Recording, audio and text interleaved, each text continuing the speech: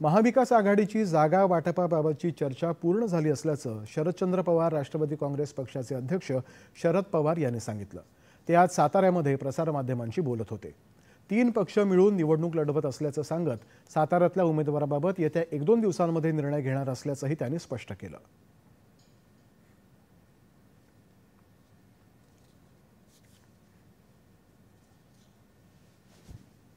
एकंदर सातारा जिल्ह्याचा अनेक वर्षाचा अनुभव आणि सातारा जिल्ह्याच्या जनतेचं राष्ट्रवादीच्या संबंधीचं सेवाचं भावना ही पाहिल्याच्या नंतर आमची जी राज्याची निवड समिती आहे, ज्याचे अध्यक्ष जनता पाटील आहे, त्यांनी असं सुचवलं की सातारची पार्श्वभूमी लक्षामध्ये घेतल्याच्या नंतर मी स्वतः जाऊन तालुक्यातल्या कार्यकर्त्यांच्या मनाचा खरोस घ्यावा म्हणून मी तरी चाललोय।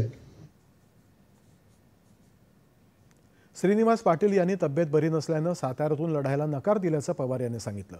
साताऱ्यामध्ये उमेदवार देताना कार्यकर्त्यांची मतं निश्चितच लक्षात घेतली जातील असंही त्यांनी स्पष्ट केलं।